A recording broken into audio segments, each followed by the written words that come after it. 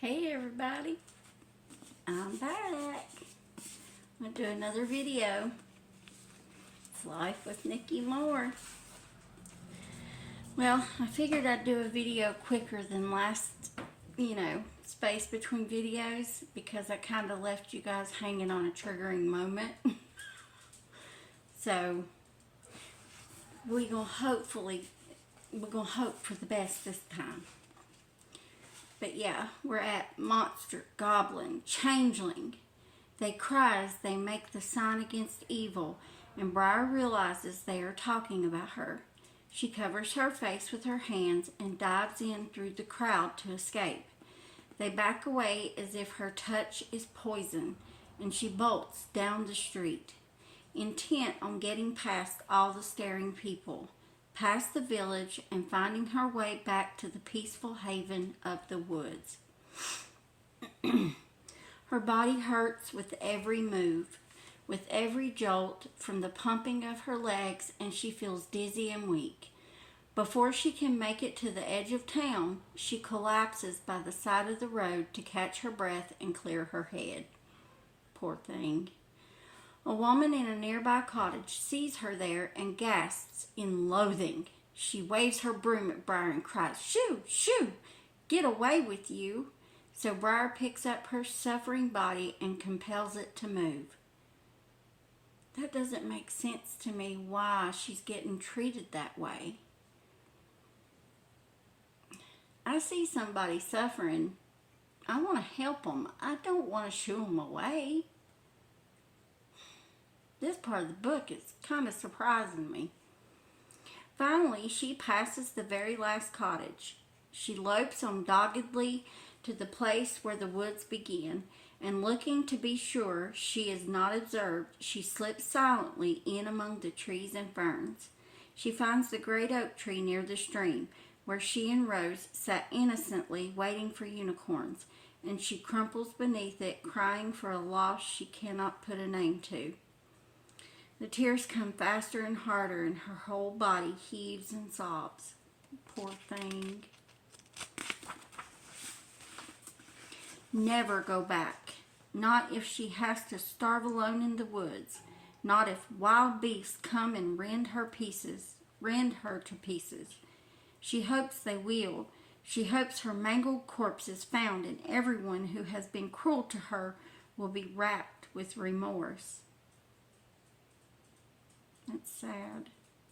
For a long time she pours out her pain on the patient earth, while the treetops rustle soothingly in the sweet breeze, whispering to her of timeless peace. Yeah, I love nature too. As her sobs grow quieter, she begins to hear another sound, faint and ethereal.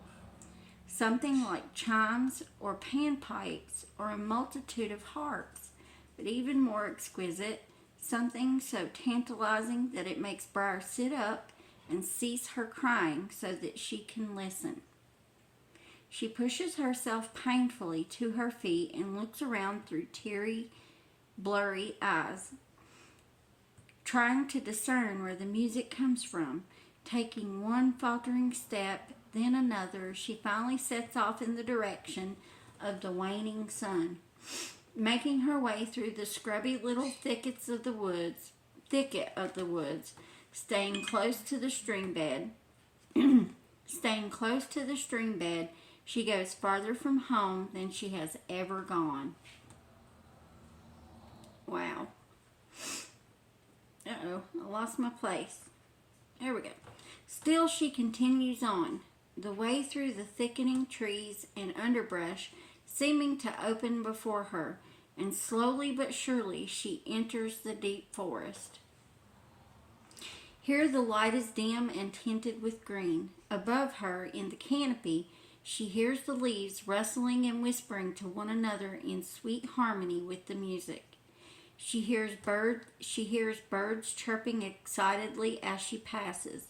A red fox appears ahead of her, opening a narrow path, and she follows it over fallen logs. Ducking under low branches, she can no longer see the stream, but she pushes on after the fox. This is kind of giving me Alice in Wonderland vibes. You know how she's chasing the rabbit around? That's why I love retellings. It just takes bits and pieces from things. Her feet sink slightly into the carpet of moss and dead leaves while the smell of damp humus fills her nostrils. Humus? Humus. Humus. Yeah, that's not hummus. Ooh, some hummus would be nice right about now. Damp humus fills her nostrils. I'll look that up and tell y'all what it is, or one of you guys can tell me. Sometimes the music seems to come from one direction, sometimes another. She hums to herself, trying to imitate the melody. It is high and sweet and has a complex repeating rhythm, like a round. Briar is so absorbed with it that for a few moments she almost forgets how desperately unhappy she is. She sounds like she needed this in that moment. She goes on, humming for some time, and then, I'm going to lean forward for a second. Yeah, I'm enjoying reading this. Okay, I'm back. You know, gotta protect the underage. But anyway, she hums to herself, trying to imitate the melody. It is high and sweet and has a complex repeating rhythm, like a round.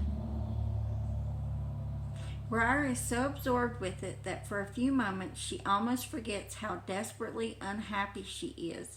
She goes on humming for some time and then, pleased with the effect, suddenly feels moved to sing. Her clear young voice, though it is tremulous and sad,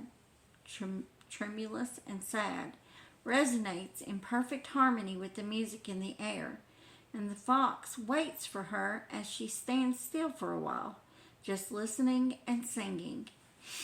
The turmoil in her heart eases a little, and her voice becomes more full and vibrant, resonating through the forest and silencing the birds with its pure beauty.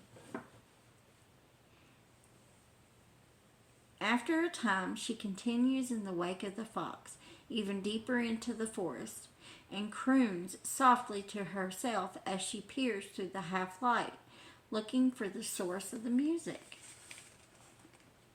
She tries to keep track of the stream, but she is thoroughly lost and far from the familiar thicket where she began. Since she has no plans to return home, she hardly cares. After some time, she hears the sound of rushing water, and it mingles with the notes in the air to form a breathtaking harmony. The fox has disappeared, but she follows the sound, which is quite close now, and finally comes to a wide clearing by a waterfall. Ooh. It is a place of tranquility and loveliness, a wall of rock faces. A wall of rock faces from across the clearing, and the sunset has dyed it at a rich golden orange, while at the edges of the clearing, blue shadows are deepening. To her left, the waterfall pours down the cliff into a wide lagoon, giving a rise to a light mist. Briar stops a moment to take it all in. She listens to the spellbinding sounds that fill the air, and she feels a response welling up from deep within herself.